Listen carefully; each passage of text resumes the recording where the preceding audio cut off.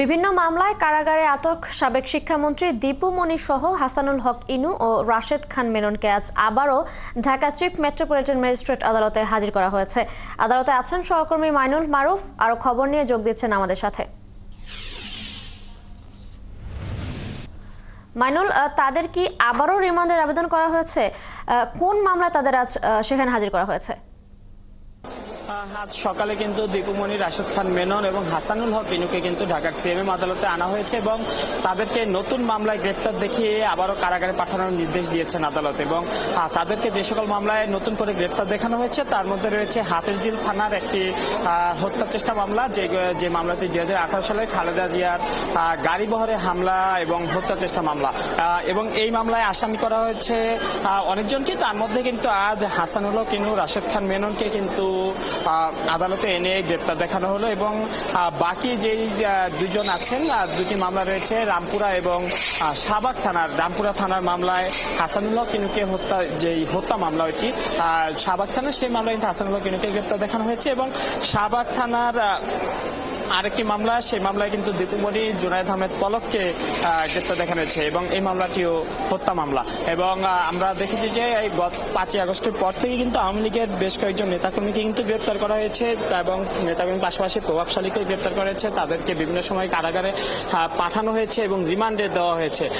তারই কিন্তু আজকে ধারাবাহিক আরেকটি দেখলাম যে সকালে আনা হয়েছিল তাদের এবং নতুন মামলায় তাদেরকে গ্রেপ্তার আবেদন করা হয়। তবে আজ কোনো রিমান্ড আবেদন ছিল না, ফলে রিমান্ড শুনানি হয়নি। নতুন মামলায় গ্রেপ্তার দেখেই তাদেরকে পুনরায় কারাগারে পাঠানো হয়েছে। এর আগেও কিন্তু তাদের বেশ কয়েকবার রিমান্ড হয়েছে এবং রিমান্ডে গুরুত্বপূর্ণ তথ্য পাওয়া গিয়েছে বলেও কিন্তু রাষ্ট্রপক্ষ কিন্তু আমাদেরকে জানিয়েছে। এবং আজ যে গ্রেপ্তার দেখানো হলো, গ্রেপ্তার দেখানোর পর রাষ্ট্রপক্ষ আমাদেরকে যেমনটা বলেছে যে আসামিদের আজকে মামলায় গ্রেপ্তার দেখানো হয়েছে তারা এই সকল ঘটনার প্রত্যক্ষ এবং পরোক্ষ মদতদাতা। তাদের নির্দেশেই, তাদের পরিকল্পনা অনুযায়ী এই সকল হামলা হয়েছে এবং এ সকল হামলায় ছাত্র জনতা আহত হয়েছে, নিহত হয়েছে। এবং যে খালেদা জিয়ার গাড়িবহরের যে মামলাটি রয়েছে, সেই মামলায় কিন্তু আমরা দেখেছি যে হাসানুল হক ইনু এবং রাশেদ খান মেননকে গ্রেপ্তার দেখানো হয়েছে। এবং তার রাষ্ট্রপক্ষ বলেছে যে খালেদা জিয়া যখন 2018 সালে গাড়িবহর নিয়ে আসছিলেন,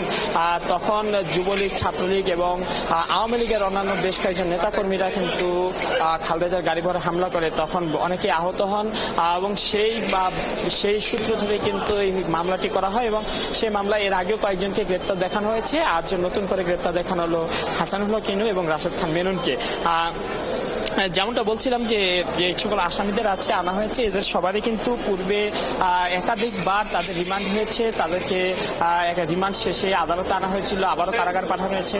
এবং আজকে কিন্তু একটি বলা যায় যে ধারাবাহিক যে কর্মসূচি তা বা আদালতের কার্যবিধি তা অনুযায়ী কিন্তু আজকে ওনাদের আদালতে আনা হয়েছে এবং নতুন করে মামলায় গ্রেপ্তার দেখে পুনরায় তাদেরকে কারাগারে পাঠানো হয়েছে।